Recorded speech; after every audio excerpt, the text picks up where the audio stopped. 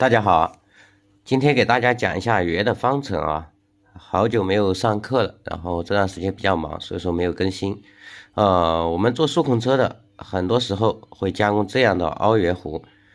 比如说它这里有个标注，比如说标个 R50，对吧？标个 R50，然后我知道这个深度，比如说我们是一个R50，比如说我们深度是一个10，然后但是我们这个宽度要怎么来计算呢？我们知道这个条件，知道它的深度是10，知道 R 是50，那么我们就可以计算出这个宽度。我们要怎么来计算呢？首先我们这边画个草图，这是一个 R50 的圆弧，那么它的圆心点，比如说在这个位置，那么下来这条线它是不是应该是50长 R50，然后这边延伸过来，然后我们要算这一段的距离，知道 R50，知道这下面一段是10，那么这上面一段是不是应该是40啊？上面一段是40，那我们这样延伸过来形成一个直角三角形，之后，我们知道这条边是40，然后这边延伸过来这条线，那么也是从圆心延伸过来的，那么这条线肯定是50长，是 R50长。知道这条边是50，知道这条边是40，那么我们要算这到这儿的，那么我们只需要算这个点到这个点的这个长度，再乘以一个2，那么就是这个圆弧的宽度。那么我们方程应该怎么来写呢？我们用50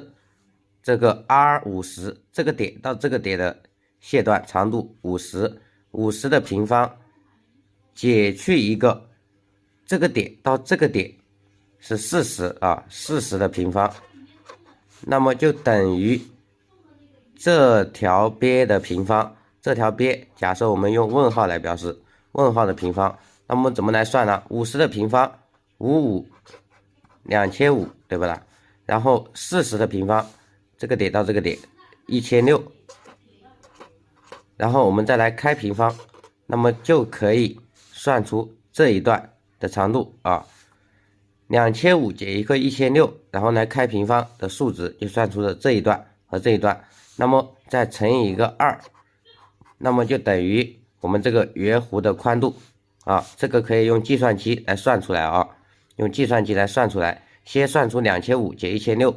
等于我们应该等于900，对不对？是不是等于900开平方，那么应该是等于900开平方应该等于30哦，30再乘一个2，那么等于60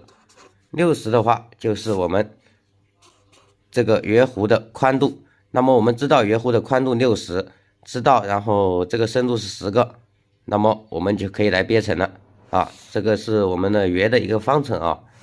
其实没那么难啊。那么我们还可以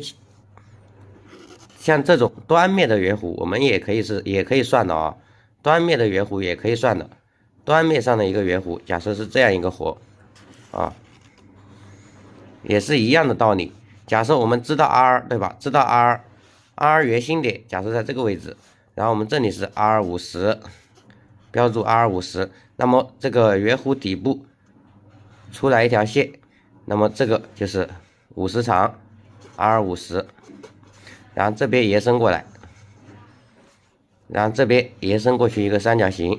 啊，那么这里到这里它还是 R50， 仍然是50长，这个点到这个点仍然是50长。然后假设我们知道这一段是20啊，这一段是20，那么这一段肯定是50减一个20就等于30，那么我们知道50，知道30，那么就可以算出这条边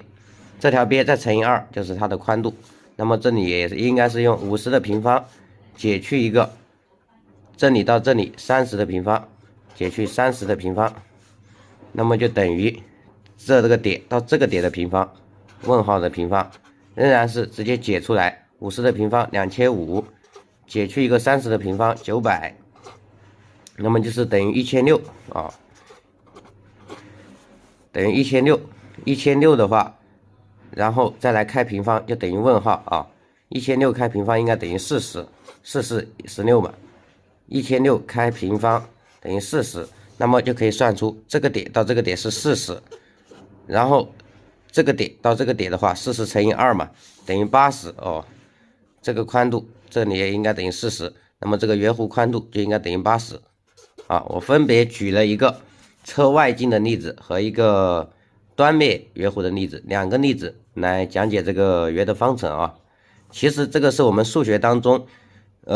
初中的一个知识啊，勾三股四学5的一个方程式啊。好，今天这个圆的方程，然后就讲到这里，有不明白的可以私信我啊。